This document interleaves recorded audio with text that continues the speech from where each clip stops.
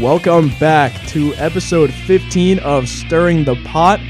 We have a little bit of a, I guess you could say, staff mix-up a little here. We've got three of our main five people. It's me, RJ, and Andrew, but we have two special guests here for you guys today. We've got Nico, who I believe was featured on an episode before at one point. Oh yeah, I was on there for like 5 minutes. Yeah, I mean, you were on it before, so you know the drill. But We've got another special guest for you guys today. We've got our friend John Doucette, a.k.a. Depressed Jets fan. How we doing, John? Well, Jim, I don't know, Jim. One of my ex-players had an amazing amazing day on Sunday, and not for me though. Yeah, it's looking rough out there. But as we get to the end, finally, of the NFL season, it felt like at the end it just kept dragging on because, like we said before, all of our teams were all eliminated. John didn't even have a chance to see his team in the playoffs. Neither did I. 4 snaps into the season. Yep. Neither did I, to be fair, but we were a lot closer than you guys. I'm talking about the Jets. Oh, I was about to say, hold up. No. Oh, we have 3 Browns fans here today. Dang. Wow. I like this. Dang. So there's a lot of losing in this room right Yeah, now. You're the last one to say there's something, a lot. buddy. Yeah. We won a lot more than you guys this year. All of us did. Ohio represent. Yeah, let's go. It's the Ohio gang versus whatever that is. I mean, Cincinnati's basically Kentucky anyway. Okay, stop. All right, let's get on to the rest of the show. All right, so we had the Super Bowl last weekend, and I'm not going to lie, I came into this game with really low expectations, but it was a really good game. As much as we hated both of the teams that were in it, like, it sucks seeing the exact same teams in it pretty much every year. But you guys have to admit that was a great game. Oh, I mean, absolutely. That first quarter to me was actually very, very intriguing because what I noticed at the start is that San Francisco's offense, and I think everybody here can agree to this, they were starting off hot. They were going down the field quick on a Kansas City defense that shut down, and I mean absolutely shut down Baltimore in that second half of their last game in that AFC Conference Championship game. So I thought that was pretty interesting to note. I don't know. This game was a lot back and forth. It was like kept you on the edge of your seat almost, like a soccer match. Almost, yeah. Something you would know about. That is something I'm very familiar with. I'm a very avid soccer fan, up the Gunners. But yeah, I know Nico's cringing over there. I'm a Newcastle fan. It's fine. Yeah. Nobody really cares about Newcastle. That's fair. Damn. But this Super Bowl seemed to be, at least on one side, the battle of the unsung heroes. Mr. Juwan Jennings having a remarkably great game, 2 total touchdowns. And on the broadcast, if you were watching, they put up a stat that Juwan Jennings is the second player ever to have a passing and receiving touchdown in the Super Bowl. Only second to Mr. I can't say his nickname on air, Nick Foles. Hey. I mean, Philly represent right there, but honestly, what were your guys' thoughts about Juwan Jennings? I was shocked. He wasn't my X Factor breakout pick, but it wasn't even a thought in the back of my head. I thought it was going to be Debo, but he obviously loved his 30 catches for 8 yards, didn't do much of anything. So I think they kind of came into this and they wanted to surprise Kansas City, and I think that's a way to do it. Do you mean 3 catches for 33 yards? That was 3 rushes for 8 yards. Oh, yeah. I was really confused there for a second. Oh, yeah, Sorry. that's why. No, you're good. 3 for 33. Yeah, okay, rushing yards. Yeah, ignore that. No, but still, I think he led the game with 11 targets. So I don't know. I would think that's more of a good job by Kansas City in coverage. Yeah, I mean, looking at this Chiefs defense, I mean, usually you don't look at the Chiefs and think about, oh, they have a great defense. Usually are centered around Mahomes.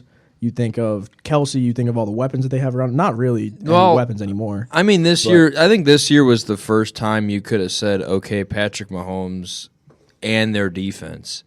You don't have Tyreek anymore. You don't have, besides Kelsey, another one of those big names. Like Pacheco's been growing into that role at running back. He's been doing good. I think he'll be really good in future years for Kansas City.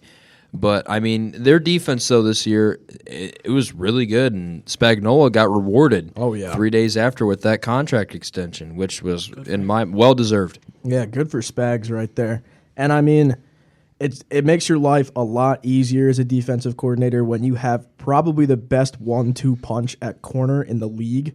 And looking back at Trent McDuffie and L'Jarius Sneed's seasons, those two were absolutely locked down. Wasn't McDuffie All-Pro first? McDuffie was an All-Pro, yes. He was first-team All-Pro. Wow. And when you think about it, the person that was getting the most coverage this year by the media was L'Jarius Sneed. And you would think that L'Jarius Sneed would be getting the first-team All-Pro. But major props to Trent McDuffie for doing that. He's a rookie, isn't he? Or his second year? Second year, I believe. Yeah. But again, there were some X factors. Obviously, ones to look at. Christian McCaffrey. Christian McCaffrey was definitely carrying most of the load for this Niners offense. He had 30 total touches for 160 total yards and a touchdown. What are your guys' thoughts about Christian McCaffrey's performance? I think he played good. I mean, you can only do so much as a running back, and I think he stepped up and played when he needed to play. Yes, that fumble on that, I believe it was that first drive. It was costly, but I mean, it was in that Kansas City red zone, so it wasn't it could have been way worse. Trust me, you could fumble on your own side of the field, and that could ruin a whole momentum. But I think they really, after that, bounced back and didn't let it affect them too much because, they had that 10-3 lead at halftime. But obviously, any lead against Mahomes at halftime means nothing. I think I saw a stat. It was Mahomes has never led after halftime in a Super Bowl. No. Actually, looking back on it, no, he has not. So, but, I mean, going back to McCaffrey, though, I mean, he led the team in both receiving and rushing. What else do you want him to do? He can't really do much else. So I don't know, big props to McCaffrey. He's great. Yeah. He's an amazing talent. Andrew, you've been kind of quiet. I want to hear some of your thoughts on this game. I had known that I told you guys to your displeasure that the Chiefs were going to come back and win, and the first half was ugly. The first half was ugly for the Chiefs, but I don't know how to say it, but because I don't want to say that Brock Purdy's not the guy, but the league is so quarterback-centric that Mahomes bails them out every single time. Doesn't matter who is out there. They looked beatable at times. The supporting cast isn't the greatest, but Mahomes just makes plays. And, it took me a couple days after rereading the overtime rules to understand how that clock worked. I was so confused. It was really confusing. You mentioned overtime. Funny thing about it is I saw some interviews from after the game. San Francisco didn't know the overtime rules. What that shows me, though, is that you weren't prepared. Because I heard Kansas City, they were like, since the offseason, we've been learning that rule and making sure everybody knows that rule and have game plans for it. Kansas City was better prepared mentally than San Fran was, and I think overtime showed it because, you take the ball first, but now you want to give them the ball first because if that defense that has been really great all year gets that stop, you get the ball, and all you need is, I believe, a field goal to win. Yeah. Yep. So, that really changes overtime, strategy-wise, overtime in the playoffs. That changes everything. And I think San Francisco didn't know that, and that potentially could have costed them a Super Bowl. Mm-hmm. Yeah, there were reports that came out that the San Fran players were learning the overtime rules on the Jumbotron. Yep. Learning the overtime rules at the same time as Ice Spice was kind of crazy. I'm not going to lie. That is really crazy. That's true. I think I think it was in the post-game press conference. Shanahan went through his thought process of that overtime, and I'm pretty sure he said that he wanted to get the ball first because he knew Mahomes was going to score and hoped that Purdy would score, so then they would get the ball back with a chance to just kick the field goal and win the game. Which is, I think that's what he brought up. I'm not exactly sure, but it makes sense, but you have to rely on Brock Purdy scoring against a very, very good Chiefs defense. Yeah, and an interesting point I wanted to bring up. Obviously all of us are very active on sports media as a whole, but I'm very into sports TikTok, and there is a certain creator that I really follow, and I really like his analysis. I don't know if you guys know Theo Ash. I really do like his in-depth analysis of some plays. He did a bit of a dive on the coaches in this game, and the difference and what set the two teams apart, Kyle Shanahan and his offense is very set. It's very regimented. They have pretty much gotten their offense down to a T. The thing that I think separates the Chiefs from the rest of them, and this is what he said, Andy Reid has Mahomes and Kelsey. He basically, to paraphrase it, I will just say it like this. He kind of just lets them do. He just kind of lets them just get anything done and just lets Mahomes kind of run the offense so he doesn't have to. So he will end up making the play calls, but he just lets Mahomes do it. He gives them creative freedom. And I think in the long run, one, that makes the players more comfortable out on the field, especially in a big game like the Super Bowl. And two, it kind of gives them that expression that they need, because a lot of the athletes nowadays are very expressive. And I think that Mahomes and Kelsey especially, if they didn't have Andy Reid as their coach, I think they would have a very different last few years. I just wanted to kind of throw that out there, see what you guys thought about that. I think to a T, yes, because obviously Andy Reid has been around a very long time. He was in Philadelphia. We all saw what he did and leading those. He was the coach for the Eagles, I think 3 straight NFC championship appearances, something like that. So he's been around winning. He brings winning culture. He knows how to win, and he knows how to, I think, get along with his players, but also say, hey, we have a culture here. You need to still stick with it. And I think it's an even medium that he brings to Kansas City that just makes you think, God, I wish our favorite team had a guy like Andy Reid.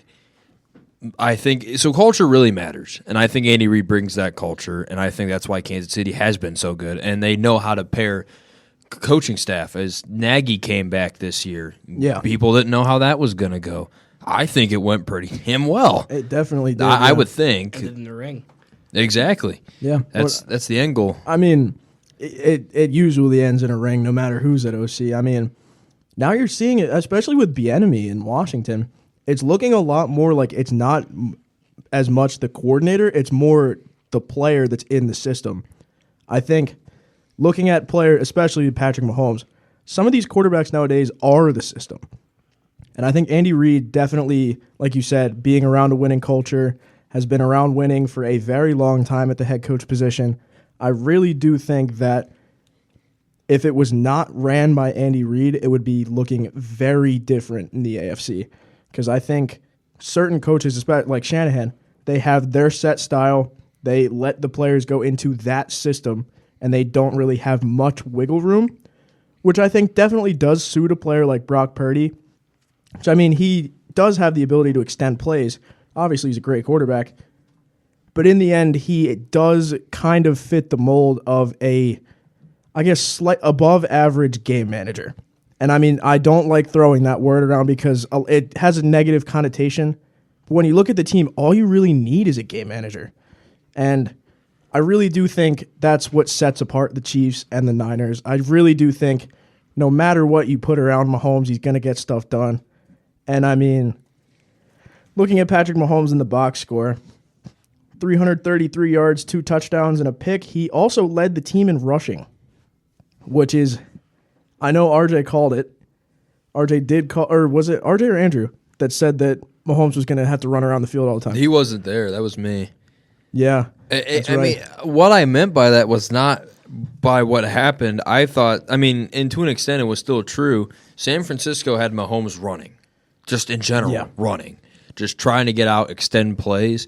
And he just found the holes and just kept going through and kept gaining like 10-yard runs. I'm like, wow, okay then. Yeah. I mean, you're averaging 7 yards a run. I think that just shows that he has that second ability to use his legs if he needs to. Also, something I do want to bring up, and this was a moment that went viral during the game, is obviously when Travis Kelce was up in Andy Reid's face, very heated about something. I mean, I think his first half he only had like a catch, or something like that. It was something low, and I think he was frustrated. Now, what the difference between a team like Baltimore, and obviously we saw Baltimore's emotions in that AFC Championship game. What sets Kansas City apart is they have the players, they have the staff to cool guys, like cool Travis down, for example, or if it was Mahomes, or anybody on that team, for example, just calm them down saying, hey, we're fine, look, we're going to get right back in it. And that's exactly what they did in that second half. And to me, that's coaching. That is what coaching does, because if you don't have a good coach, you can't do that. So that's also something to bring into that coaching. It's all about having that mutual bond and that mutual trust in the locker room. That is how you win championships. I mean, obviously you have to have the talent, but obviously Reed has built a massive winning culture in Kansas City. He's built a dynasty. He has built a dynasty, and I hate it. I really do. I think we all do here as AFC fans over here. I mean, the Stars, they all take out their frustrations in different ways. Brady had throwing tablets and That was a menace to Microsoft Surface for a while. Dude, Bill Gates must have had so much beef with Brady. I mean, you know, that player freedom for sure. I think another thing coaching-wise, Shanahan playing not to lose. Like, it's tough getting that lead, but then you play conservative and you play tight and you play scared, and then you're on the other side of the 8 ball. So I think, I mean, eventually, right, he'll have to flip a switch. You can't keep losing these Super Bowls eventually. You have the talent on both sides of the ball. I think you got to wait, and you got to eventually come to a realization saying, what do we do? What more else can we bring from a player perspective before you start looking at coaches? And as, I don't know if we're going to talk, you want to talk about Wilkes now while we're on the topic of coaches? Sorry, I had some lanes in my mouth. We can definitely talk about Wilkes right now. A lot of people have been saying that there needs to be some change with some of the different styles with coaching at the Niners. Obviously, they have been kind of the name of consistency with coaches recently. They've had a lot of luck with great players and just keeping it consistent year in, year out. I don't think Wilkes is the right fire. He feels like a scapegoat. It does feel like a scapegoat, yeah. It really does. I mean, obviously, I've been thinking for years that Shanahan is not the greatest head coach, especially for that Niners team. But you can't fire him after this year. You have to give it at least 2 more years after this. And he reminds me, I said on the walk back from the Super Bowl, I said, he reminds me of basketball coach. He reminds me of Doc Rivers. He's the football Doc Rivers. Yeah. I mean, something I'm thinking of here, I at least would have given him another year. Like, they had new additions, like mainly, their main new addition of Hargrave, and trying to implement him in that system, it's good. It's going to take more than, he was only there a year, right? Yeah. Was he? He was on Carolina 2 years ago. Yeah, exactly. So, and you see how that defense did. Their defense actually was pretty good, or at least a little bit good for what they were dealing with in that situation. But I don't know. I really think you can't fire Shanahan because who else are you going to get? I would call Shanahan Vrabel a good coach, but not a great coach. Mm-hmm. I mean, listen, when you choke 3 times in the playoffs in pretty embarrassing fashion, you got to start realizing there's something deeper here than just bad luck all those years. I don't know. I really do think, especially if he's still on the market at this point, I really do think that a Mike Vrabel hire would definitely get Christian McCaffrey to that S1 or that S+ level. He's been in the S tier for a long time now. But I really do think what Mike Vrabel did with Tashawn Spears is something that we could definitely... Tajee Spears. Tajee Spears. Yeah. I don't know why I keep saying Tashawn. I think I have Tashawn Gibson on my mind. Yeah. Yeah. But yeah, that's not like the what was the call? It was like, I don't know why I'm saying Kendall Jenner. I don't know why I have her on my mind right now. But yeah, I do think what Mike Vrabel did with Tajee Spears, you could definitely see that with Christian McCaffrey working out very well, but also with Elijah Mitchell. I really do think he's very good at unlocking that secondary back and getting their run game definitely good, because you've seen it with Henry. Ever since Vrabel came in, Henry has been going ballistic. And I mean, why think of anything else, especially if he'd come into a Christian McCaffrey?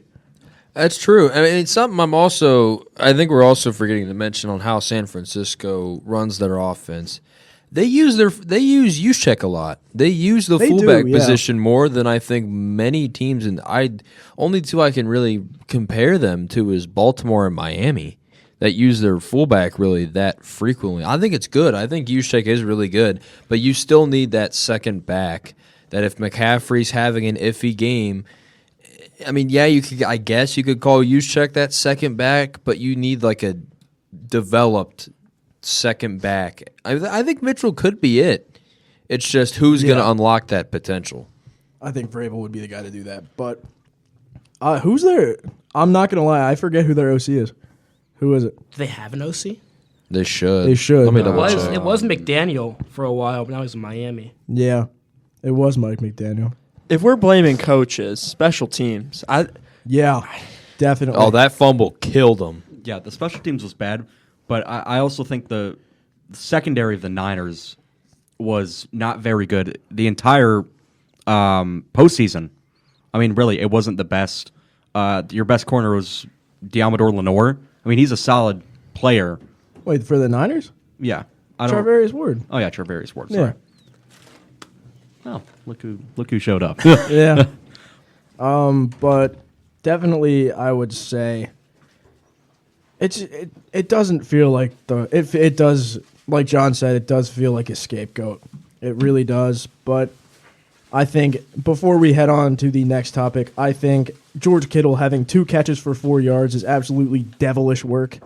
That man is a major part of your offense. I know he's a very big blocking tight end, but come on, man. Whoever the Niners OC is, I cannot. I googled it. They have no OC right now. They don't. Doesn't look like it. They don't have a DC. That they fired They Wilkes. fired their DC thinking it's the problem. Yeah, it's a scapegoat. I was trying to look. Do they not have one? I Really? don't think they have one. Wow. The only reason I they don't put think so, McDaniel no. there was so he wouldn't get poached as an OC after they lost to Floor a couple of years ago. Oh, it's Clint Kubiak. Well, he got poached. That's why. the Saints. New Orleans, yeah, he got poached. No, he was their pass game guy. He was their assistant. It says Chris Forster. Sorry, we are all. This is new information Yeah, to this all is- of us. yeah. I can't even lie. I don't remember. It says Chris Forster on their website. Yeah. Huh. So Chris Forster, better get a job application going, buddy. Oh God. That was a terrible call, Super Bowl. Okay, on the coaching staff, it says run game coordinator / offensive line. Chris Forster. Yeah. Because They might not have one. Yeah, it's just I don't even know. I mean, it's Shanahan's system, so it doesn't really matter in the end. Yeah, or I think maybe it's just Shanahan. That might be what it is. It could be. I yeah. think it is. Now that it's brought up, I think it even is. more of a reason for what I said. Exactly. They have a lot of Kubiaks on this coaching staff. Clay Kubiak and Clint Kubiak. Clint just went to the Saints, I think, as their OC. Nepotism. how do you deal with the Ayuk thing? That is it. That is an interesting we dilemma. do definitely have to talk about that before we head on to the next part of the episode. But I do wonder, because wasn't it his friend that posted? It was his brother. His brother I thought on his girlfriend, Instagram too. story saying we're getting up out of here. You can't have like 3 catches in the Super Bowl or something like I mean, that. I there think are it was a his lot best of- friend. Yeah, it was I his swore friend, it is. yeah. It was best friend and brother, I guess. I devilish thought they word. called it both, but I wasn't sure exactly what they called it. I mean, 3 catches. I mean, for 49 yards, that's not. He was second fiddle to McCaffrey. Like, I don't know what they're so bent over backwards about. Yeah, I don't know. You kind of want to try and have a big performance out of him, like a legendary type performance, I guess, and it didn't happen. There are a lot of targets in that offense like, to go around. Exactly. Yeah, but you can't. You got to look like within yourself at that point. You got to be like, okay, maybe I didn't have a legendary game. That's not on my OC. That's on me. Yeah, it was. I mean, he was third in the team in targets receiving. He was second in the team in yards. I mean, I know, but like it's just. Debo was out. I just think McCaffrey really had a carry job of Of course, game. Ayuk also had that Oh. big catch against the Lions in the championship. There is one thing we definitely forgot to talk about. Dre Greenlaw. Yeah. Oh That was my- a Yeah. massive blow to that He Niners did an Aaron defense. Rodgers. He did do an Aaron Rodgers. by just running onto the field off the sideline. Hashtag turf no more. I mean, that's Hashtag Is turf it no is more. it turf there? It was turf, yeah. Yeah, but I think they're talking about. I think Goodell said it before the Super Bowl. You know how like the commissioner has the media during Yeah. Super Bowl week or whatever. He said, I don't think they're going to change it. I think they're. Well, I know MetLife's changed because of the World Cup. Well, that's Yep, different. they better, yeah. They have to. That's have to. that's World Cup rules. I don't want to see my glorious king Lionel Messi die. Oh God! I will. Take I will one cry. step on. I will cry. I would say the Greenlaw injury. That was a massive. It's blow. one of the most devastating injuries Crazy I've blow. seen. I mean, And I mean, but sorry to cut you off. I yeah. saw a TikTok. Again, I'm like chronically online. But He's a chronic TikToker. yes, I am a chronic TikToker. But I saw Fred Warner was mic'd up. And Fred Warner, as you all may know, is his linebacker partner. And just hearing him just go, no! yeah. It was absolutely Like he's crushing. Darth Like, Vader in Star Wars. yeah, he just like, it's just you were supposed to take care of the system, not join them. It was one of those. It just felt it was absolute crushing blow. Especially, I think was the turning point in the game. Oh yeah, It totally. felt like it. I mean, either if that there or, was- or the punt. Or the punt muff is still The absolute punt muff killer. was bad. The punt was bad, but that's probably the worst injury circumstance I've ever seen. I mean, you're in a Super Yeah. Bowl, you're one of the best players on the team, and you tear your Achilles by Running walking onto onto the the field, field. running on the field. Yeah, Yeah. And with the Fred Warner thing, he was mic'd up, he screamed no, and then on the sideline he started praying for him.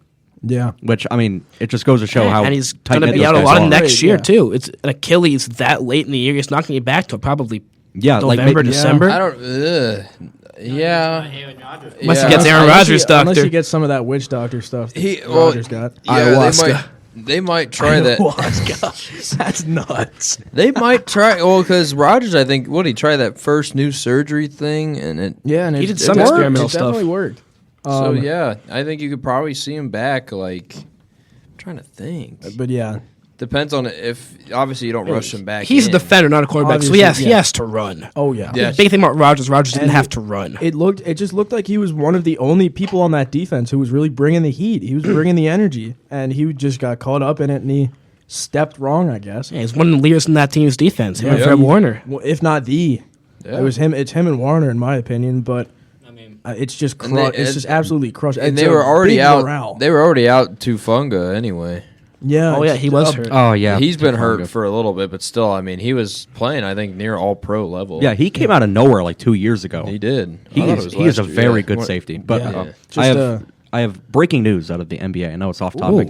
Ooh, okay. Free agent forward Danilo Gallinari plans to sign with the Milwaukee Bucks. league breaker. League That's breaker a right league there. breaker right there. True league breaker right there. It's- This it's league almost- it's changes almost the like- Eastern Conference. It's almost like Doc PJ Rivers. Tucker, It's it's almost like Doc Rivers is going to send him to the Shadow Realm. Oh, God. He's going to get Thanasis. He's going to get exiled. What was the clip? The white flag is being waved. Nasus is checked into the game. Yeah. it was like, yeah, it's like Dude, these announcers, man, it's crazy. Dude, he got an 8-second violation in like the last minute of a game, I think yesterday. All right. Isn't that because he was demanding for the ball and then Yeah. they Yep. passed it back Yeah. and then he got caught? That's so funny. We'll talk. That's more. That's more. That's Next more. week. That's more. In, That's next week. in the coming weeks. Yeah. We love The you, weeks ahead Nasus. of Till us. then, Yes. We will talk about that at the end. you're of a the pro episode. Nasus Yeah. podcast. We support you, Thanasis. We support you in your endeavors in trying to attempt to get onto an NBA court ever again. bro, he'd be sitting here But next to us. we need to get back on topic, get back onto the script that we have for you guys. Yes, I know. We'll talk about the NBA later. We have a little news coming to you guys. But let's get into a little bit of a season recap. We're not going to go too in depth. We're just going to talk about highs, lows, and one thing that I'd like to start out with you guys, what your overachievers and underachievers of this season. Who would like to go first? I want to go first, real quick. I'm going after you because I've got to go to one. My overachiever, and I really think no. I mean, it was kind of With Joe Flacco, yes. Oh yeah, that's a The whole different story. circumstances, Yeah, yeah. with the circumstance. How many quarterbacks? 4? Five. 5? Oh, Jeff I mean, Driscoll. it should have been one 4, but quarterback, two. Oh, yeah. 1, 2, 3 quarterback, 4 quarterback. 5 quarterback. No, but my team's gonna be the Green Bay Packers. Yeah, They really impressed me towards the end of the year, and how Jordan Love is playing right now. Look out, yeah. Green Bay might just be back again. And they never, again. they didn't disappear too much. They were gone for what, a year? Maybe, If yeah. that. But still, oh my, that's my team. I really think Green Bay, I think something just fueled, and they don't really have many notably named weapons. Not much. Not too many. What? The remains of Aaron Jones and God. A.J. Dillon. Oh, And, don't slander Jaden Reed. Don't slander Romeo Dobbs like that. there's Dobbs. I'm getting there. Yeah. At receivers. I think Reed and Dobbs, were the two guys that really Yeah. stepped up on that receiving core and really Wicks. What about Dontavious Wicks. Yeah, Oh, Dobbs. yeah. But very impressed by Green Bay, though. I think if you're a Packers fan, you have to be excited about your future. Oh yeah. I really think you need to. So I think good on Green Bay. I think they'll kind of just be competing with Detroit and Minnesota in the NFC North for a couple more years.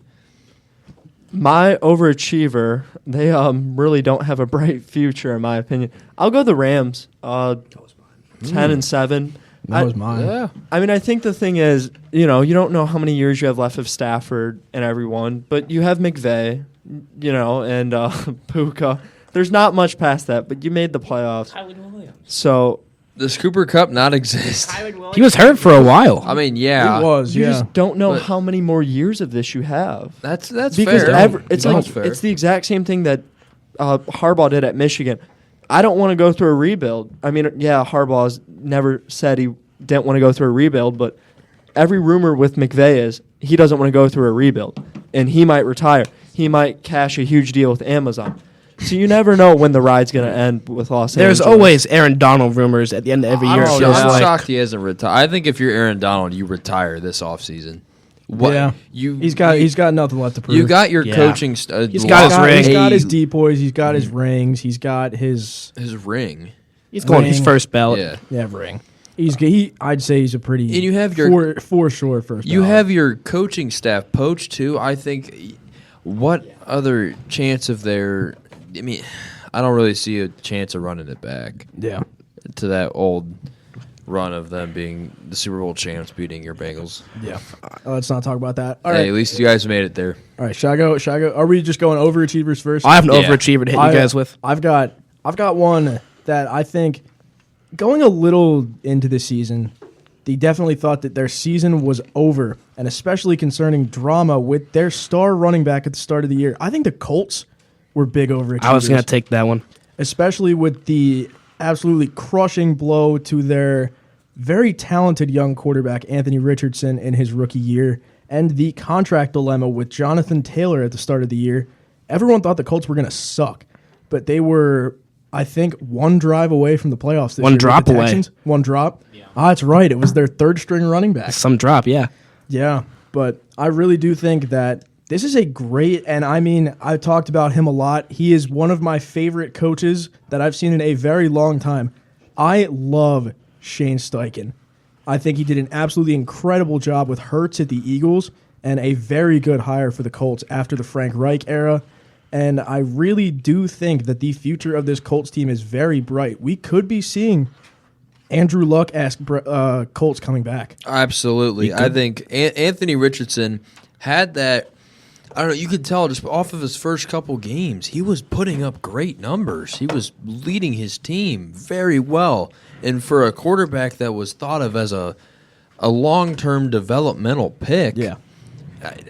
The guy who was bad in college. Exactly. I mean, he overdid expectations by a mile until that injury, and I think that really derailed Indy. But they still played as a team, even being led by Minshew. He still played good. Obviously, Yeah. I think one of the top three premier backup quarterbacks in this league. Yeah. I think I love Gardner So that's a Minshew. great pick. I think Indy Big- obviously was up there on that list as well. Big talk about coming straight out of the wazoo, out of nowhere, coming from wazoo.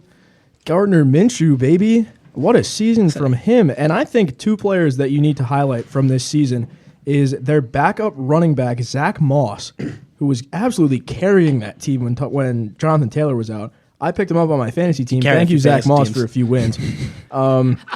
And a great rookie wide receiver, Josh Downs, who I think fell in the draft. He I did. Did fall. What, out of North Carolina, right? No, he North was one of the Carolina. Tennessee No, guys. Tennessee? Yeah, I swore he was. I could have It sworn was it him, UNC. Tillman, Hyatt. I thought. Let me look it up. I swore it was. Could have sworn, I could be I could wrong. have sworn he went to UNC. Sorry, we are looking it up as of right now. He went to North Carolina. Oh, he was. Oh, he was Oh, the UNC yeah. guy. Yeah. Oh, I'm thinking of. I was Yeah. thinking of Tillman and Hyatt. He was with thought- he was with Sam Howell, wasn't he? Yeah, he was. Yeah. And we have Gabe on here now. He's coming from the Shadow Speaking Realm. of Sam Gabe Howell. is here. I'm not coming from the shadow. I'm coming from the track. Well, So yeah, the but Shadow Realm. don't call it a comeback. Many men. The winds down there. Stand You guys, upon me. thank God you guys went down there. The winds blew me off my feet. Like I was like a tumbleweed. Tumble Gabe. But over to you, John. Who is your overachiever of the year? I was gonna go Colts, but I think I'm being too positive now. We I can't, might- let's just say the Texans are off limits. Yeah, because Texans, obviously too they're obvious. the number Yeah. one, like, that's You've kinda heard enough obvious. about him. Yeah, I think you've been a bit too positive so far. I want to get some hating in here. I want to get some hating. I want to say, you got to go overachiever. overachiever. Yeah, we're doing overachievers then under. Oh, I have a team on here that's Overachiever. not picked. I've got- If nobody's picked, I'm gonna say it. I've got my- I was I've gonna got say. two- I've got I'm two just on gonna here. say this is kind of a halfway. I'm just gonna say, I think Buffalo really had a good second half of the year. Well, taking That is into very account true. That is very they true. lost to 2023 New England Patriots, Yeah. which is about the worst thing you can do. As they wanted like their 3 wins, I want to say. Yeah, and They especially beat them. Even my team beat them. Yeah, especially with the firing of Ken Dorsey. Yeah. Yeah, They had and the 4. first game after and they looked bad. They lost that game against the Broncos on Monday night with the 12th man on the field for the field goal. They looked really bad. They looked like they're gonna miss the playoffs. Yeah. And then I think honestly, the Ken Dorsey firing kind of sparked them in a sense because the first game after he got Cam was against the Jets, and they look. I was watching that game, and they looked like an entirely. They steamrolled us like 20-point win. I mean, it's Jets, so it's kind of grain of salt there. But I think for a team that had a really bad first half of the year, they really did surprise me, and they were one wide right away from going back to championship. Very true. I- Absolutely. There's a team that no one has said I think yet. I know RJ's. Are you gonna say the Bears? Are you gonna say the Browns?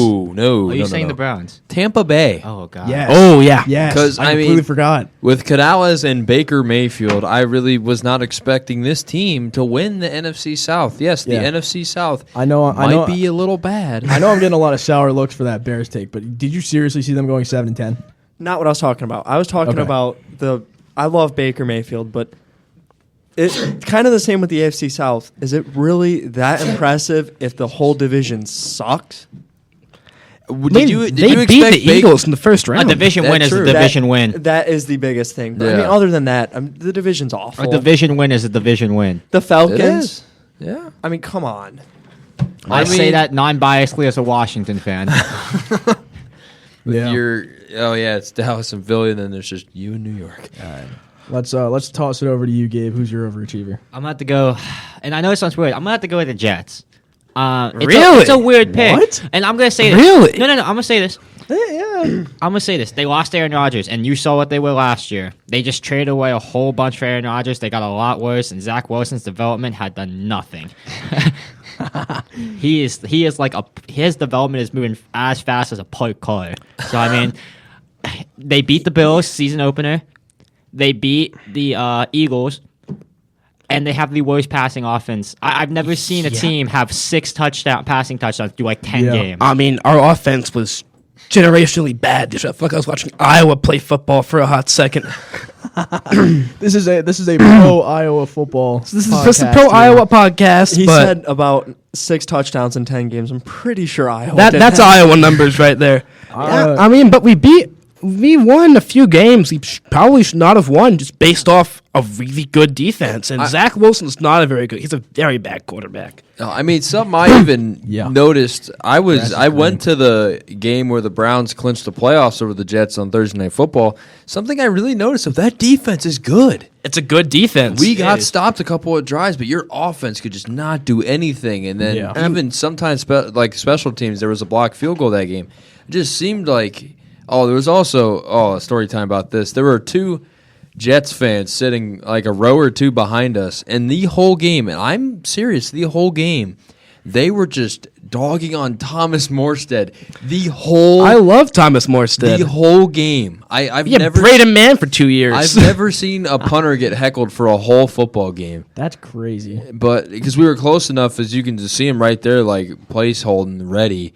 I just thought it was pretty funny. Yeah. I've never seen anything like it, but still, I think this Jets team has potential, but will they I capitalize? mean, obviously, Yeah. we collapsed down the stretch. We did a pretty bad stretch run. Yeah, but weren't you guys to not, 3-3? yeah, we had really bad. We won. I think 7 games. 7. 7 games. Yeah, I'd say We that's collapsed overachieving. down the steps, and considering we lost our star quarterback, we mortgaged our entire future on, did not get an actual backup quarterback until the last 2 weeks of the season. Trevor We started Siemian. Tim Boyle for 2 games, and we didn't completely collapse. I'll take it as a good. I'll take it as It's better than I been thought. worse. Yeah. It's been worse. I sat through for 2-14. Hey, I've been through Adam all Gase. 16. I don't want to hear a word from any I've of been you. through 2. I've been to 2 and 14. Me and Andrew have. I've been in 2 of 14 twice. Yeah. But before we go to underachievers, I'd like to point out a team that I think you guys kind of flew under the radar. The New Orleans Saints. I think it was an underachiever. I think they're an underachiever. I think it was an underachiever. I think it was an underachiever. I- We're 9-8. I don't understand well, the Derek you Carr bring in signing. Derek They Carr. have Dennis Allen as head coach. That's a handicap. You bring in Derek Carr and a pretty That's big like deal. the Raiders. And you think you should be able. It's not a very good division. You I should think- be I able think- to take it. I just think getting around the Kamara suspension and getting around Michael Thomas actually finally being kind of healthy, and I think I don't know. I didn't have very big expectations for him this year, and I think they exceeded. I had him winning the division. I mean, a lot of I people had the did. Falcons winning the division. People I had the really Falcons thought winning the that division. the Derek Carr signing was going to propel New Orleans to I'm win one of that those division. people. I was confused Yeah. on the Derek Carr signing. I wouldn't say I was confused. I mean, I guess to me it made sense because if you're looking at an upgrade compared to what you had at the quarterback like position, Actually, Jameis. yeah. Now looking at I it, like it's Jameis. kinda- It James. feels like when you No, pay a quarterback that much and you're in a bad division. now that I look at their games played, I do kind of think. Yeah. When you pay a what you QB that much and you're in a bad division, the expectation should be to win the division. Especially when you have a pretty good roster around that quarterback. And 9-8, I mean, they didn't have a losing record, but And their defense isn't even that bad. it's an NFC South, and they should have been able to take it, especially because the Bucks don't really move me that much as a team. They beat the Eagles. Yeah. They have my heart. that's All right. true. Let's Under- get on to underachievers. The underachiever, I mean, there's a blatantly obvious one to me, and I think you I can think- tell by where I'm Yeah. going with this. The Los Angeles Chargers. Yep. Yeah. My Yeah. God, I have never seen a team with a decent amount of talent just play so bad. I thought I you were think going it a was- different direction with that. No, because I mean, with me, it's just that defenses was not good. Yeah, J.C. Jackson got traded halfway through. I mean, yeah, because what's their new Raiders GM? Tom Telesco. Telesco. Yeah, he signs a guy. You think he's going to be an upgrade? I thought at the time it was going to be an upgrade. And Andrew's Someone sleeping on the slumped. job. Well, I'm looking at it here. I'm sorry to cut you off, RJ, Yeah, you're but good. their point differential only 52 or something, very close to that. For a team with that record, you would think it'd be like negative 100. Well, Yeah. You're not even including the complete collapse. No, against- that's where 40 of their negative 50-point differential Yeah. comes from. So it's not that Thursday night game. they weren't getting blown out. They were losing close games. So that coach coming in from coming from college, sadly, will probably fix a lot of things. That coach coming from the north. oh man, I mean, ugh. I It was going to the right, go. It was the right hire for him, but I still. For underachievers, I have a bit of they're kind of not really a relevant team right now, but they kind of felt like they were kind of sneakily bad. Seattle was kind of bad this year. That's a good I- point. I like that take. Like, That's a good point. we love Gino. We're a pro Gino podcast. yeah. We are. Oh yeah. But yeah. they really blew expectations out 2 years ago when they beat Denver in that week 1 game and Gino went off. And this year they didn't really do much. They kind of just sat around and didn't compete in the division. I know Gino was hurt for a while, but it felt like for a team they should have been building off that momentum from because they were a team once they traded Russ, everybody thought they were tanking, Yeah. they were out. No one bought into them, and they made the playoffs 2 years ago, and then they just didn't do much this year. It was kind of a step backward, it felt like. And now it feels like that Carroll's gone. It's going to be stepping into a new era of football, and they might draft a quarterback. Who knows? I mean, I think you really need to consider. I don't think they do it this year, but I still think you at least consider what your options are in those kind of early-ish mid rounds. But shocking thing enough that was reported a couple hours ago, Geno Smith is still on the roster. He is. And he's going to be collecting his $12.7 million for that roster bonus. Yeah, baby. I mean, hey, fair props to Geno for getting his money. Oh no! But you guys know what time it is in Seattle. It's Drew Lock season, baby. Oh, yeah. I absolutely love Drew Lock. We do. We love Drew Lock here. Put on. And I will say there is a quarterback in this draft who's going to be around their pick. It looks like who's a local guy and has a lot of Penix. talent. I Could would, be an I- interesting- There's a lot of buzz that he's going to fall out of the first 2 rounds. I feel like if I I'm feel Seattle, I don't take a QB in the first round. No. Yeah, no. you still have holes in the You've roster. got so many You got to holes. fill the holes in the roster. There's a first. player that I'm thinking of here from this draft class that I think with development and time could really be their potential future, and that's Jordan Travis. I Yeah. think if you put him in That's this fair. Seattle offense, fully healthy, I mean, I want him in New York, I so mean, I. we'll get into yeah. the point Let, that let's be real. Spencer Rattler. I mean, Yeah, Oh, but no. we'll get- he feels like a Senior Bowl- Seahawks quarterback. Senior Bowl MVP. Yeah. we'll get into the point where Spencer Rattler is going to undoubtedly be picked higher than Jordan Travis because Travis is injured Yeah. and Spencer Rattler just Yeah. balled out. Just the injury bug. Yeah, Do you have something to say first? Was JSN a disappointing rookie? I don't think Yeah. so. I don't mean, think I so. don't There's think so so. many I do think weapons. so. There's I so think many a little weapons. bit. I think the reason they drafted I him think is so. to replace Lockett. Yeah, in the long run. He's a long-term pick. I do think for the spot that they picked him at, definitely, I do think he was very disappointing for the spot that they picked him. But his role in the offense is just not as large as it was at Ohio State. Yeah. You can't expect that to transfer immediately. I mean, the reality is Seattle, they've got DK, Tyler Lockett's still there. There's a lot of targets to go around that offense, and Yeah, I they feel got like K-Walk out of the backfield. yeah, He's K-Walk, Charbonnet. Charbonnet. He had his great moments though when he needed him. I'll say that. like he game-winning had a drive, couple, right? He hasn't Yeah. had the He volume had a to game be winner. who he was at Yeah. Ohio State. Exactly. and Noah Fant too. Yeah. You No got him, offense too. there, Well, he's yeah. a free agent. Well, he's a free agent now. Now. Yeah. Come to Washington. No, come to Cincy, please. Please. Did you know he had like 600 yards as last year at the Broncos? Like he had like Yeah. almost 700. He was pretty good in the Broncos, I thought. Yeah, he Yeah, was he really wasn't good on the bad, Broncos. Going to more underachievers. I've got 2 that I think were very bad. One, especially considering they were the runaway favorites to win their division, the Jacksonville Jaguars. Yeah. Yeah. I think they were a massive disappointment at the end of the season. Not saying it wasn't because of Lawrence's nagging right shoulder injury.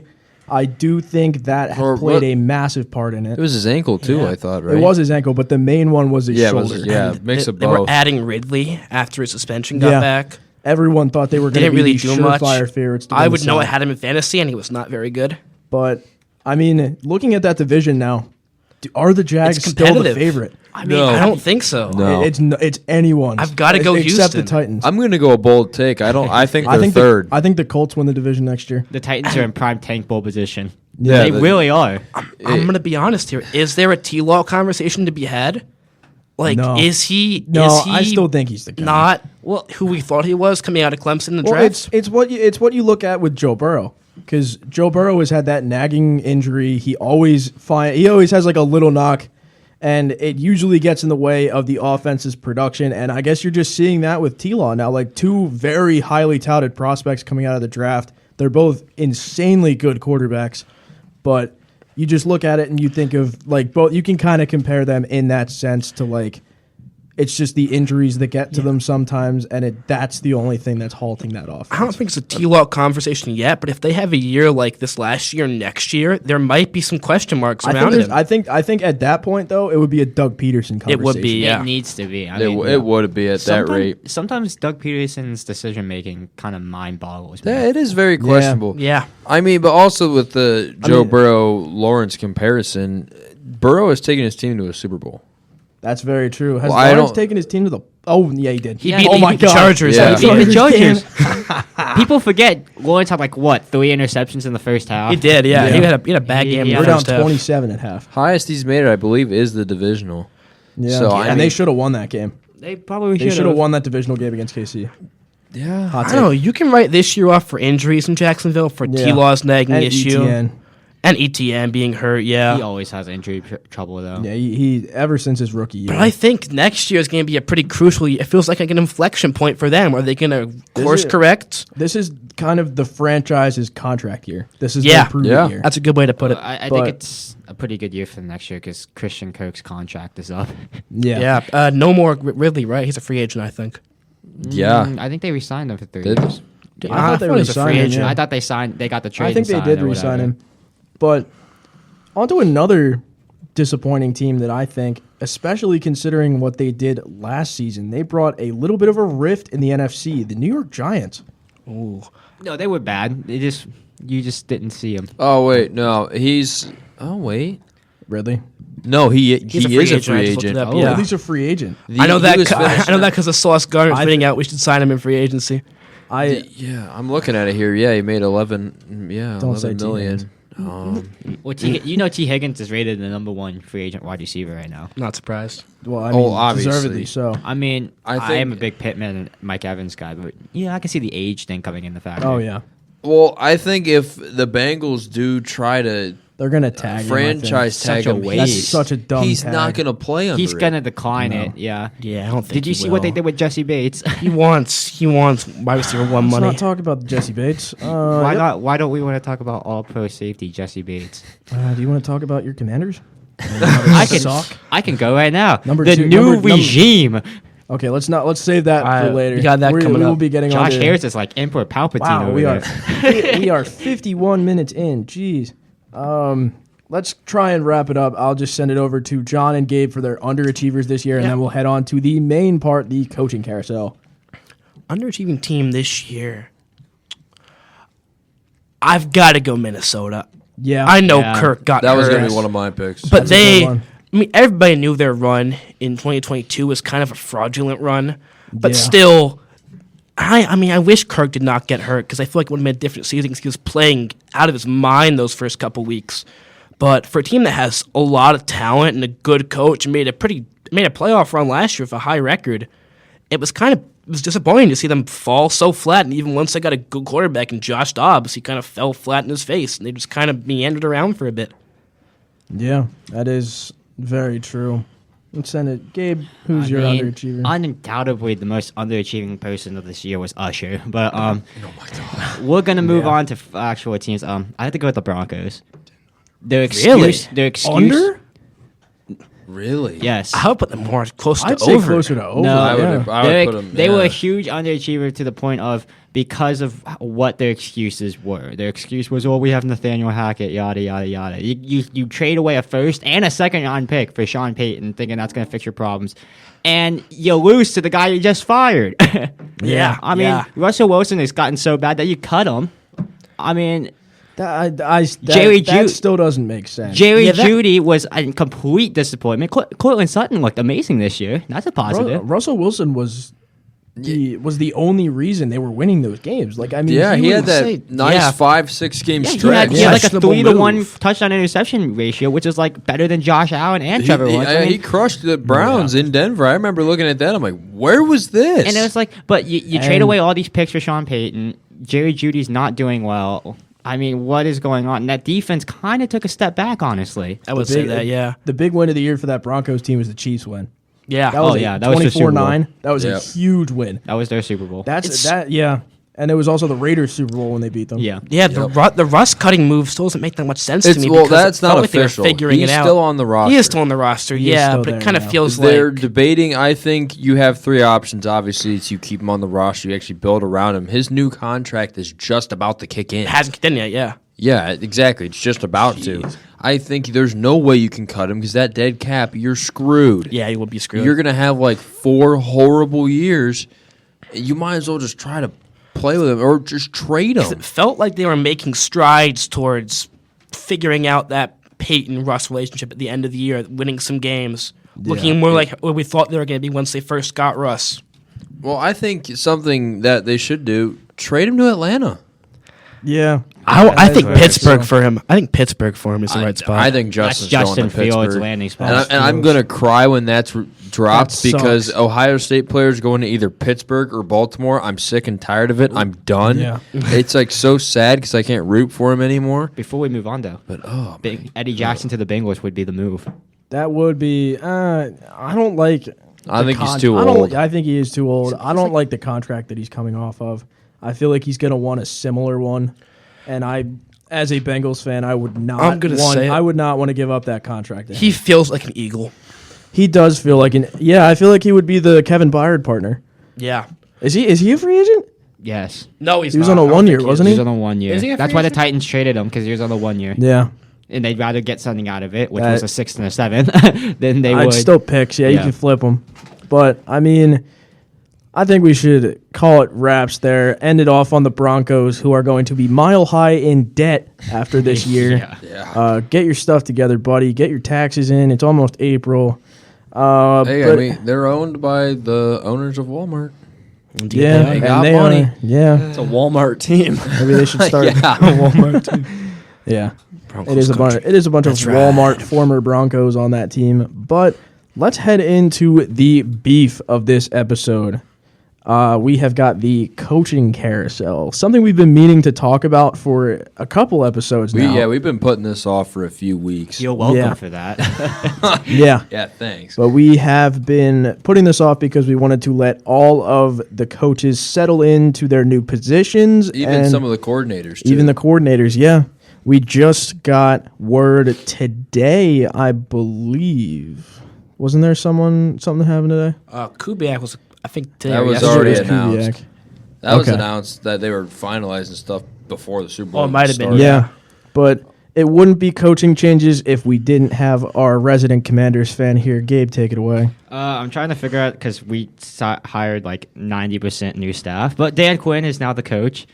I'm kind of nervous and I'm kind of not, because for one reason, Dan Quinn has no control of the offense whatsoever. He only has control of head coaching jobs right now, and he's letting, like legit, he's letting Witt take over defense, and he's letting Kingsbury take over offense. So what is Dan Quinn doing? He is just managing. That's literally what he's doing.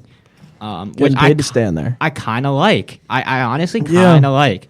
Nothing against Dan Quinn. He's a great defensive coordinator. You can't tell me he's not. Yeah, isn't that kind of what he did with his coordinators when he took the Falcons to the Super Bowl? Yeah. Yeah, similar he thing. let Kyle Shanahan do his thing, and Yeah.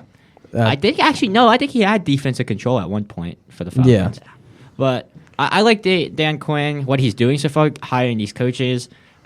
He's got Cliff Kingsbury, and I know Cardinals fans are not too fond of Cliff, but he spent a year down in college, and he said he really reevaluated the way he wants to coach and how to coordinate. So that's why he was open to coordinated positions only and not head coaching position. That just means Caleb Williams is a commander, ladies and gentlemen. I don't think we're going to get him. Yeah. But I'm excited to get a new defensive coordinator. God, I'm so excited to get a new defensive coordinator. Jack Del Rio's Jack Del Rio, Del Rio. baby. Cover 3. When that new NCAA comes out, I'm just going to yell at Connor, I'm running the Jack. He's running the Jack on defense. I mean, it felt like Ron Rivera was a dead man walking for a while. Bro, he's Yeah. like, There have been Oh. rumors for years. dude, Ron Rivera, losing record all time as a coach. The first thing that came to my mind when John said it, dead man walking. Ron Rivera had cancer. So at one point, he was a dead man walking. That's crazy. Wow. I didn't even think about that. That didn't even cut my mind. I mean, but Wow. Ron Rivera, I couldn't hold that one. Wow. We're keeping that in. We're keeping that in. That is crucial. Oh, my God. We're keeping that in. he has he has a losing record as a head coach and somehow has coach of the year. He took, Cam Newton took him to a Super Bowl. I mean, he was such a bad. And then he finally, what makes it even worse is he's like, I've been game managing for the last 3.5 years. These from now on, I actually get the coach. He proceeded to go 0-5 with a margin of negative 82. And his defensive scheming was putting Quan Martin 1-on-1 in the slot with Tyreek Hill. Oh, Spoiler alert. Oh. That was a That didn't end very 70-yard. Spoiler alert. 2 70-yard touchdowns. He did it twice. Yeah. He did it twice. Yeah, so nice he did it twice. Didn't you guys also hire a Carroll? I think it was Pete No, Carroll. we something? hired Anthony Lynn as our running back I coach. think that's a great hire. That is the a good guy I who like made that hire. the guy who made Christian McCaffrey the 49ers. I like it. We have the Raiders defensive pass coordinator, which is okay. We have the Seahawks special teams guy. Oh, that's who Who's it been was. top Izzo? He's been top 10 special teams. I think that's every who it single was. year. Yeah. The only coaching hire I do not agree with is I think it's Bobby Johnson is his name. He is the O-line coach for the 2019 Bills. That 2019 Bills team. Ooh. And he just recently got fired for being the offensive line coach for the Giants. Oh. The past 2 years. Wow. Yeah, so you're in for whatever quarterback you end up drafting, because I feel like it's kind of obvious that you're going to draft a quarterback. I mean, I think they're in for. I think they're going to have a run for their money. I've got a this sign year. here to tell us what quarterback Washington's going to draft. I know it's going to be a Drake May. quarterback. If Jaden Daniels runs a sub 4.4, which he probably will, honestly, he could maybe hit a 4.39 in full honesty if he runs his heart out. Yeah. We're picking Daniels.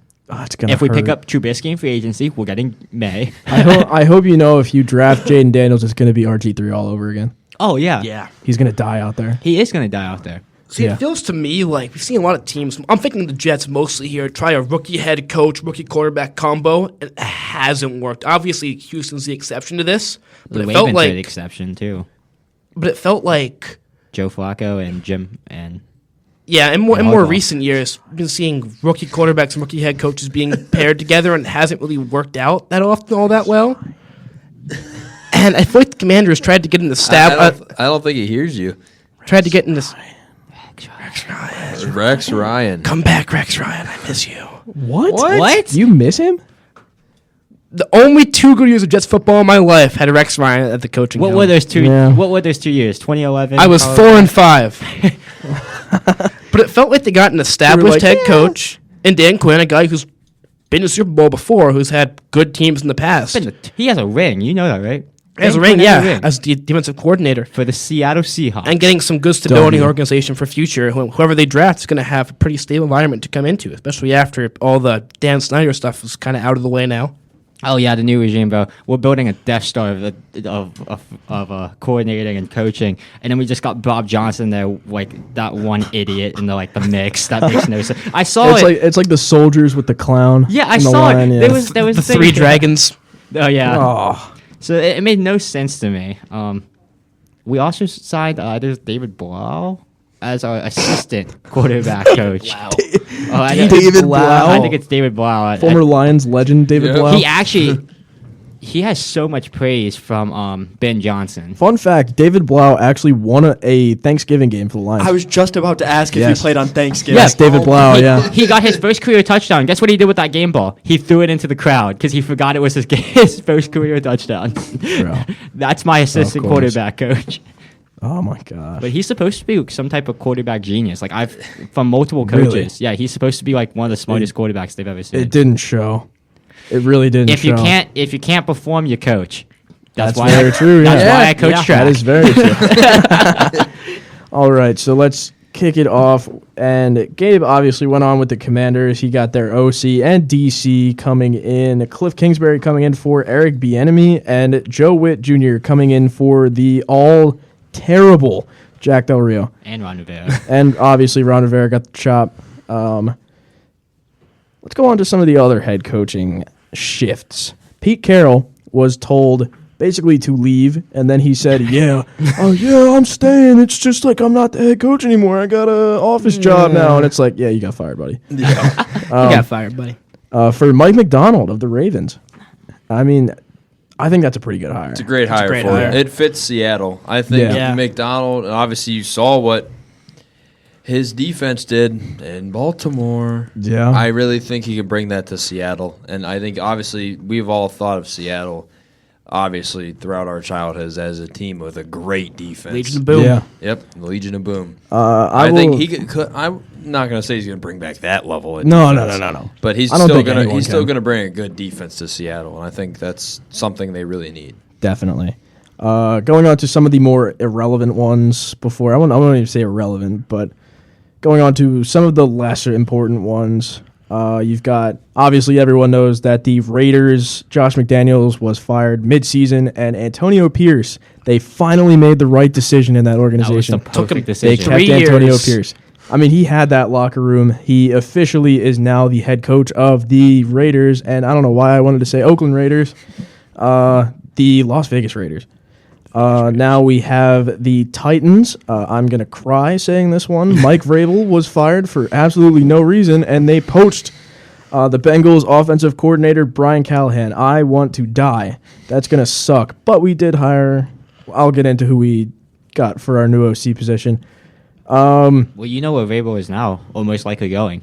Retirement home? Nebraska. Really? No. Getting rid of Matt Rule? He's friends with someone on the staff. Matt Rule. I think it might be. I don't know who it is, but someone on the staff he's friends with, and he might go down there to help coach. He's going to be an NFL head coach He'll again. be an NFL He head should coach. be. Short enough. He should be. I don't know about that because it seems like these old school coaches are phasing out. Carroll He's gone. old school? I don't think he's old school. Yeah, he's very hands-on approach. You know, I don't definitely think he's feel old like school. let me smack my players I around. feel like he's old school. That's what he does. insane. Yeah. He does kind of give the players a run for their money. He's like that dad who likes to play wrestle with his kids. Like that's yeah. exact He's like coaching. he's like you're going to go D1 one day. And just like hurts them. manhandles them. Yeah, It's like, bro, I'm Traylon Burks. Let's be honest, that's probably what happened to Zay Flowers.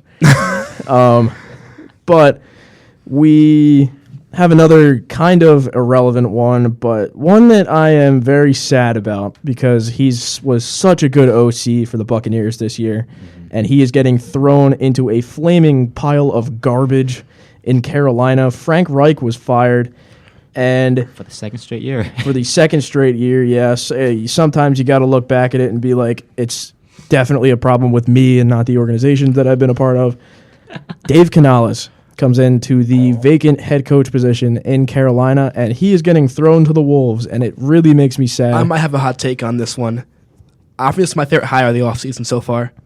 Really? This might be a hot take. It's a Because, first off, you invested a lot of picks in Bryce That's- Young that's very to draft true. Bryce Young. I've got And he was bad this year. He was it pretty wasn't bad even this his year. fault though. And you're getting a guy I don't think it was his kind of has a fault, no. reputation of fixing quarterbacks. He took Geno back to being good again.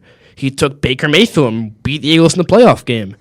And I feel like because with all those picks you gave up for Bryce Young, you have to get a guy who's going to come in and give you the best shot to make the most of that pick. like a Steichen. Yeah. And I think he's the right guy for that. And they're a bad roster right now, but you have to get a guy who can maximize your quarterback you spent a lot of picks on. But there's a problem here, John, that you're not assessing, and as a Washington fan, I know it's all too well. Oh. The owner is an idiot. David Tepper. Yeah. David Tepper, please sell it. Please sell the team. He took Nobody over likes you. Snyder's spot.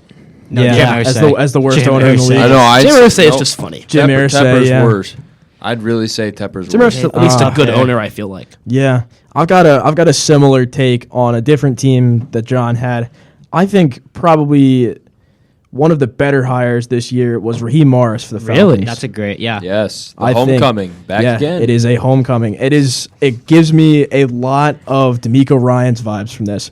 I think he's going to have a very receptive welcome in Atlanta, and I really do think that he's going to come into this team and definitely bring a bit of a different culture that they're used to in this Atlanta Falcons team. Why is Andrew laughing so hard over Their there? new culture is using their first round picks.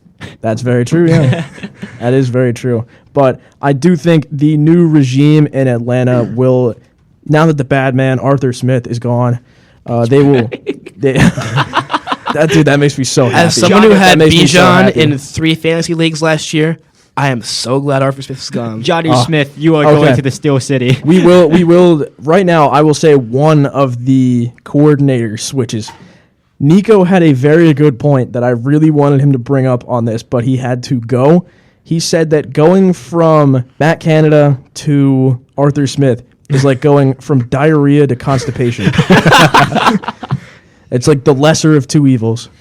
But I really do think that this new regime coming into Atlanta is definitely going to unlock these hidden not even hidden. It's not hidden at all. Unhidden talents. The unhidden talents in Atlanta. Drake London, Kyle Pitts, Bijan Robinson. I really W sketch. I really do think Got that Jesse Bates there. this new coaching staff, especially Raheem Morris coming over from LA, I really do think that one, this defense is going to get better, and two, I really do think the offensive weapons that have been hidden under Arthur Smith's wing because he sucks at coaching and he's mid And he won't he's give fat, handshakes. and I really do think that this is going to be a bit of a new renaissance for the Falcons. I do think they hopefully will be using their first round picks to their advantage this time. That division is theirs. Like, Yeah, it's theirs to lose. It's theirs to lose. I really do think that. I mean, the Buccaneers are losing Mike Evans. Chris Yeah. Godwin's contract is up and coming. I know Baker Mayfield's. I don't know how Baker Mayfield stands right now. You got to figure the QB out, though, most of all. But yeah, it's their division. The Saints are in shambles. Yeah. I mean, Carolina might never get over the Dude. hump. I mean, David Dude, Tepper. Dennis Allen, man. I honestly, I'm shocked he's still there. You know what? Yeah, I'm. There's two coaches that I think I'm shocked they're still there. I'm shocked Dennis Allen is still there. I'm shocked Saleh's still there, Yeah. I I'm shocked mean, Mike and I know Tomlin- John feels the same way. after a couple weeks ago, The Athletic put out an article basically going into like the Jet season and what went wrong. It was pretty much a solid hit piece. He lost the locker room pretty early on, it looks like, and I thought he was going to get fired. It looked like it for a while, but I think him and Aaron have a good relationship, and that's the key for the Jets right now because Aaron's GM. Yeah. Everybody kind of knows that. And I feel like firing him and trying to get someone new in there might be trying to do too much too fast. But I think, I don't know, like I could have seen us go either way. I really could have. But I think we have to have that continuity with the offense. Solomon and Rodgers have worked together for a year now.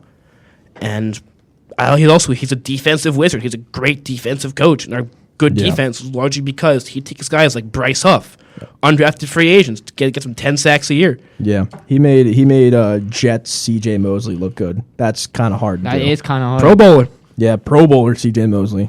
Turn back the clock. But on to the more, I guess you could say, higher profile hires this year.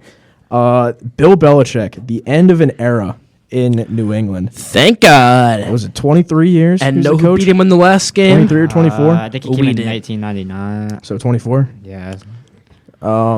Former, what was it, Browns coach, right? Former Jets head coach, Bill Former Jets, Belichick. yeah, For Browns. one day. Browns. We had Him and Saban. Bill Belichick and Nick Saban on the same Two staff. That's former Jets coaches got fired. Pete Carroll and Bill Belichick. Yeah, but it's the end of an era in New England, and honestly, he ended it in the worst way possible, and I could not be happier about that. Mac Jones, you suck, dude. Just retire. Go back to Bama where you belong. I don't even think Bama would take him back. No. Jalen Miller over him any day. Also, but the choice to get Mayo does surprise me. No, it doesn't. It doesn't surprise me. no, They it's That's love been- that man on the inside. Yeah, that's been worked in for a couple years. And They kind didn't of it- had the plan. didn't they bring in Dante Hightower as their linebacker Yep, coach, they right? did. I like Oh, that. I do like that too, keeping it homegrown. And I really do think that, especially, again, going back to the D'Amico hire, I do think that a lot of teams are trending towards that nowadays because they want to bring guys that know what that culture is about. Yeah. Again, I know I keep saying it, but D'Amico brought back the Houston Texans culture that he played under.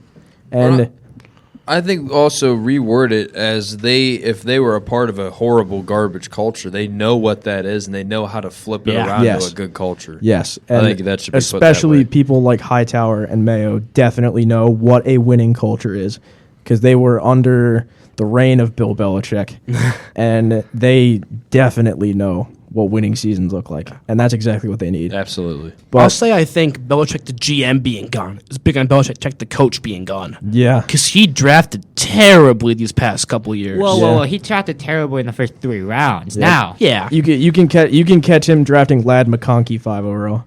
Yeah. Yeah. I can take Glad McConkey off my third overall pick on Yeah. my draft board now.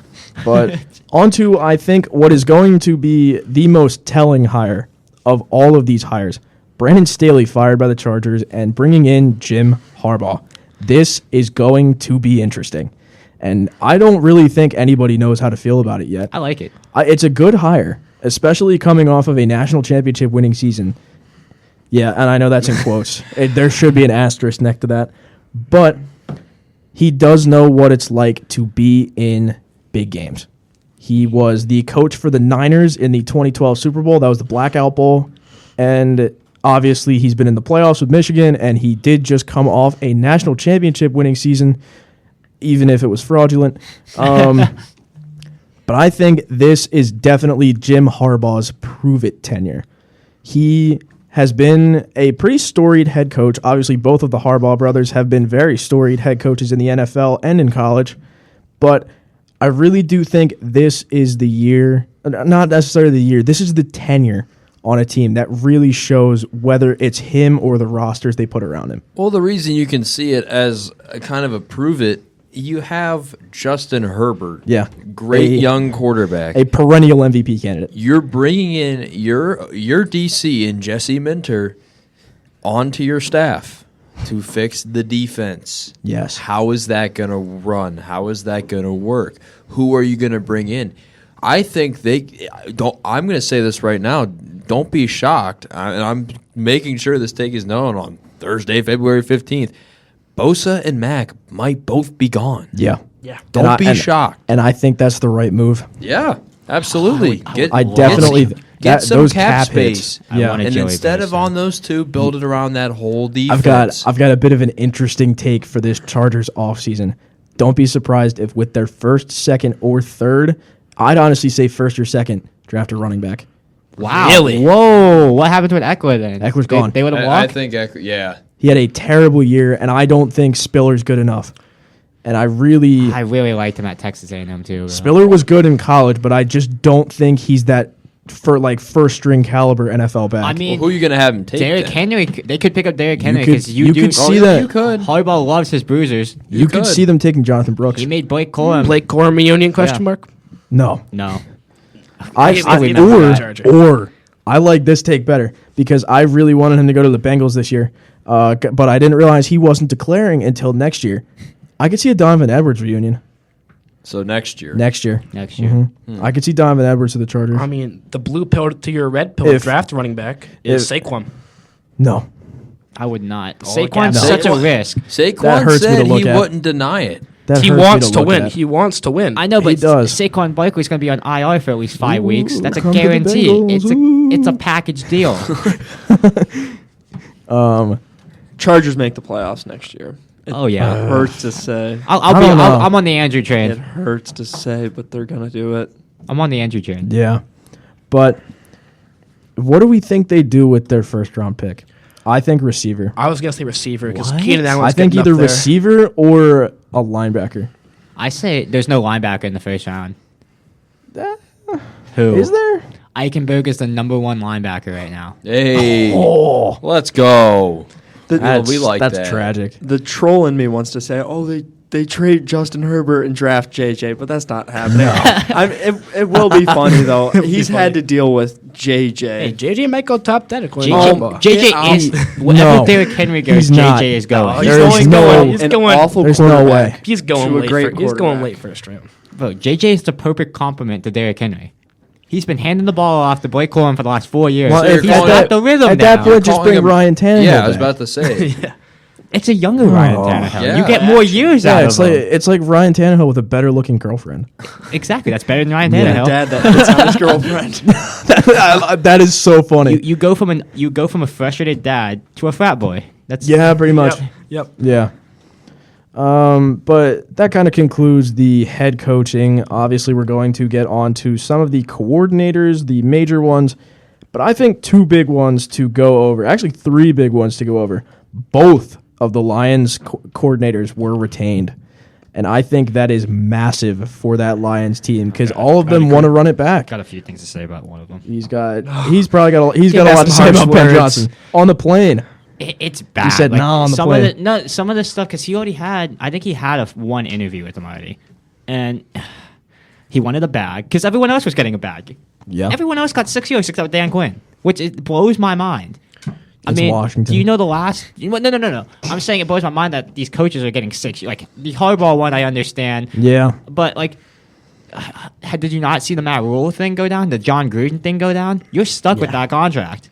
I mean, Yeah. if it fails, it's gonna. I think the Callahan one makes sense too. It's just something. But there's problems with Johnson. What I saw in rumors, he had a bit of a I don't know how to put it. Let's just say complex. Oh. He was not a good fit. I think in hindsight, it probably was not going to be a good fit. See, I think in my head canon, he just heard Eminem was going to diss him if he left and said, F this, I'm staying. What he very said, true. what the rumor I heard was said is that he talked because we have Myers, we have Harris. Yeah. He's like, I just see a bunch of basketball guys who think they know football. That's what he said. Huh. And he was not going to be a part of that. But I feel like that makes no sense because there's multiple sports where like owners own multiple sports franchises. I mean, is there not? Like I'm like that's a normal thing. And to say something like that makes no sense because we brought in Myers to rebuild the culture of we wanted winners. And the guy who drafted and made a dynasty out of the Golden State Warriors, I mean, he was a GM. GMs do GM things, man. Yeah. If he knows enough about football, it doesn't matter if his past is basketball. Mm-hmm. Like right now, we can talk about multiple sports.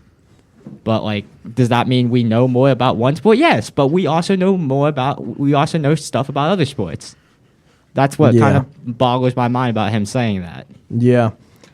And I mean, just getting into, we pretty much went over all of these all the major coordinators except for, actually, I talked about Brian Callahan a bit going to the Titans, and Dan Pitchard, the former QB coach for the Bengals, getting promoted to the OC position. I think that's going to work out pretty well. He made Jake Browning good. He did make Jake Browning good, and Very impressive in my book. It's a great insanity run. He took a very scramble-worthy Burrow and made him a pocket passer again. And I mean, I just have a lot of faith in him. But I think the two major ones to talk about are the Eagles coordinators. Oh, Brian Johnson on the Commanders. Big moves. Yes, Brian Johnson is on the Commanders as a Offensive pass game coordinator. Yeah, pass game coordinator, that's it. But Brian Johnson, obviously he had a pretty bad season with the Eagles. I don't even think he's as much to blame. But he is replaced by none other than Kellen Moore, which I think is very interesting. That's a bit of an interesting hire. But on to what I think is going to be the coordinator hire of the year for the Eagles. Sean Desai / Matt Patricia out as the coordinators. I don't even know who to say was the DC this year because it was half Desai, half Patricia, and they were both kind of bad. Desai was way better, but Patricia was terrible. Yeah, he was awful. It was Big Dom. Big Dom. But they bring in Vic Fangio, which I think will end up paying dividends for this Eagles defense because especially with them losing a lot of key guys, obviously Jalen Carter probably has CTE. We are looking at a very big shift coming in the secondary. Darius Slay is regressing. We've got James Bradbury sucks and has to get LASIK. Kevin Byard is gone. Kevin Byard's probably gone, yeah. I mean, how many more players can Georgia give him? I mean, Jordan Davis' stamina is terrible. Yeah. He's a 2-down interior lineman. Yep, and they gave they said Hassan Reddick has the green light to leave, even though he didn't want to leave. He doesn't want to leave. He's probably going to leave now. Yeah, I think he's probably going to leave now. But there's him, Brandon Graham, Fletcher Cox. They're all old. And I think the only player that I think you can really trust currently on this Eagles defense is Nakobe Dean. Oh, no. Which is bad. But I think, you know what, I'm going to say this, and I know Andrew's going to agree with me on this one. I think the biggest loss for this Eagles defense last year, TJ Edwards. Wow. I think he was the biggest loss for that team because he led the league in tackles. He was balling. And he went he went to the Bears now. And they gave him a bag, and honestly well deserved. He was probably the best defensive player on the Bears, other than Jalen Johnson. Yeah. What was I thought they had the fifth. They have oh, the Bills Montez guy. Sweat. Montez Sweat, Sweat was yeah. a good pickup. They have the too. Bills guy too, Tremaine Edmonds. Yes, they do. Well, But he was bad. This So. Eagles defense has just been absolutely decimated. Oh, actually, they've got another Georgia player that they can look to, Keely Ringo. Oh no. Hey, big shout! But he actually wasn't bad last year. He filled in for Bradbury when he sucked and had temper tantrums. And I really do think that Vic Fangio is going to bring a very different look to this Eagles defense. Sean Desai obviously has been doing a pretty good job with the defense, but it's just going to make it a little less predictable for other teams. And I do think that Vic Fangio has a very different style than a lot of these different DCs that we see today. And it's definitely going to be really interesting.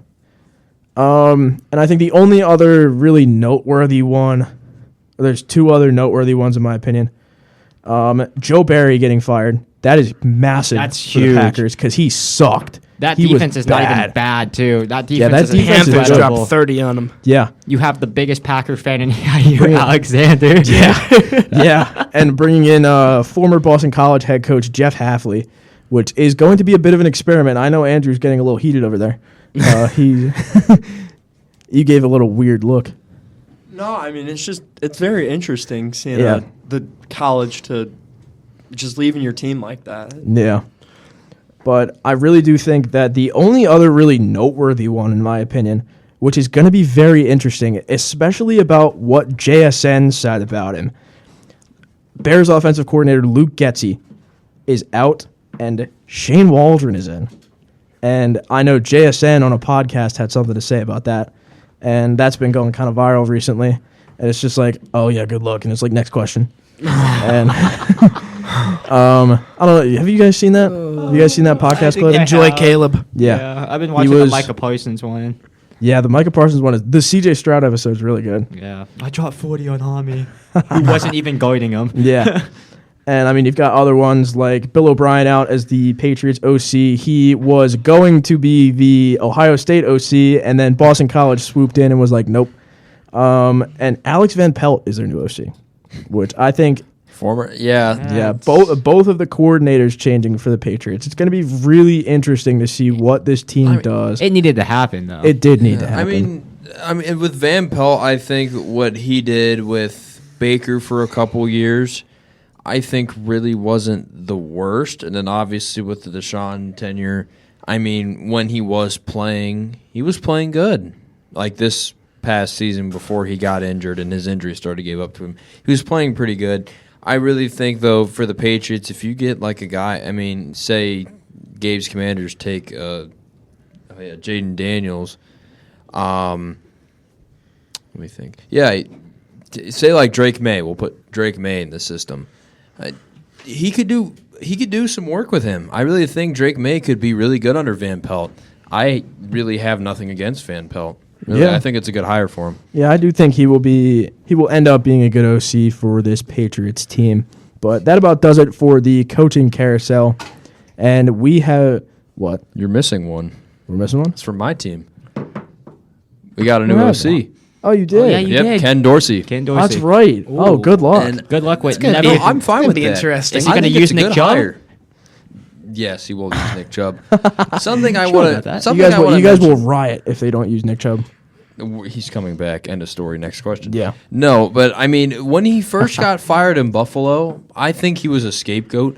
Yeah. And I Oh, yeah, said, no, he was. He I was. told people around me, I said, I want Dorsey next year. He was a bit of a hothead, though. So I feel like it's kind all of. know the clip. I feel like I feel like what Gabe said about Ben Johnson, that could be a potential issue, but I mean, it just kind of shows that he has passion for his team. I mean, he is a former Cleveland Brown. He's been with our organization before. So, yeah, that's a good So hire. coming back, kind of with one of the homegrown, I really think though he liked this job. He wanted to be here. He was excited to be with Deshaun Watson, and he sees the potential that this team could have.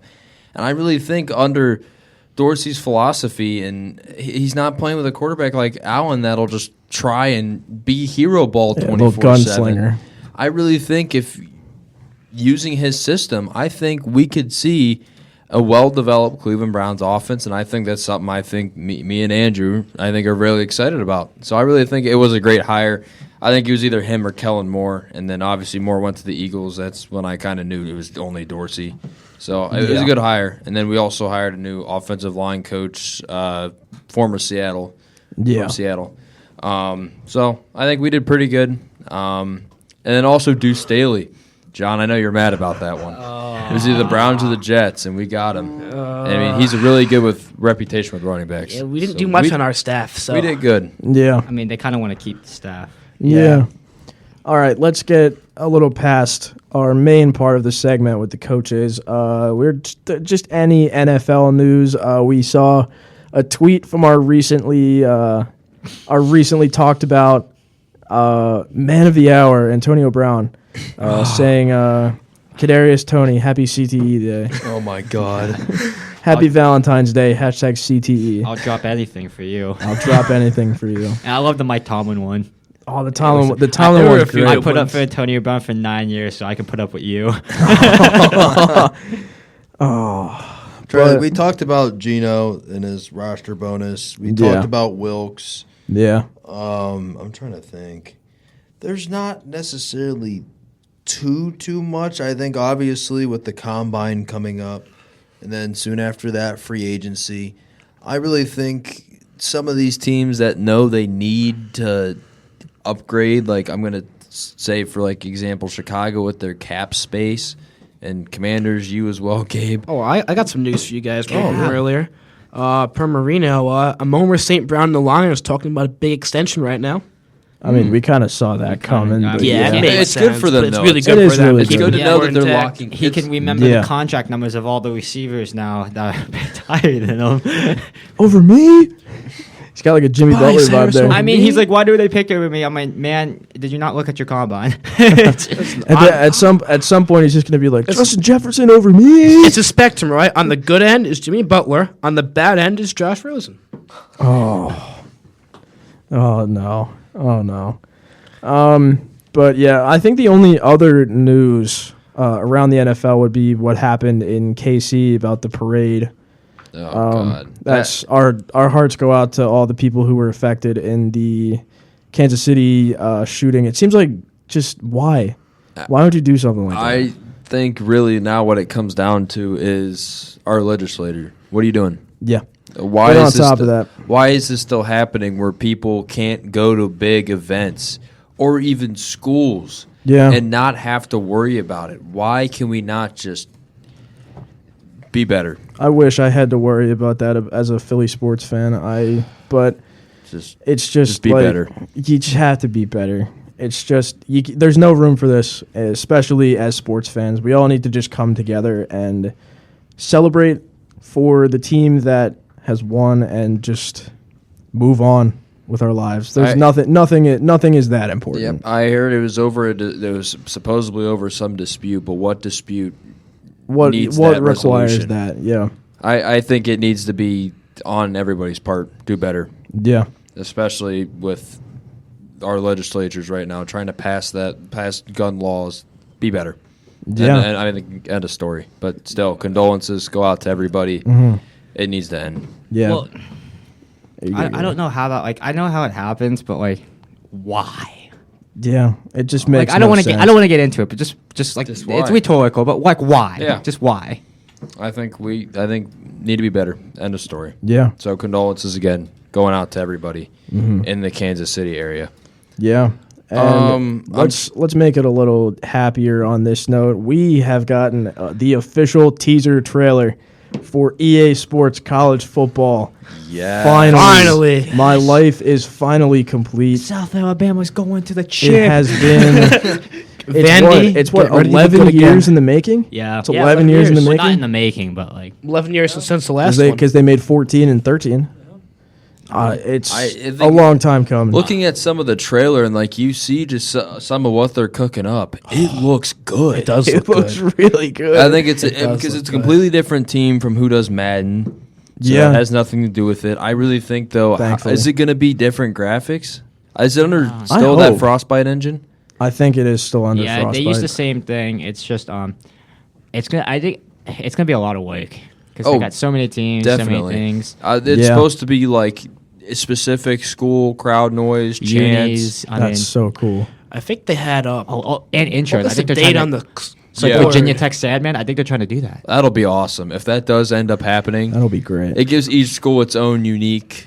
And then even for us here in Morgantown, the Let's Go and then Mountaineers in the stadium. The That'd Sweet be- that'd Carol. be I would awesome. kill Oh, for that'd Sweet be Carol. awesome. Sweet Caroline. Oh man. I mean, Hey. if 2K can make you chant Keegan Murray, you can put Sweet Caroline on there. Come on. Yeah, you can. It's the bare minimum. But I mean, I'm not gonna lie. This summer, if I'm just gonna be working and playing college football, that might just be my life. Yep.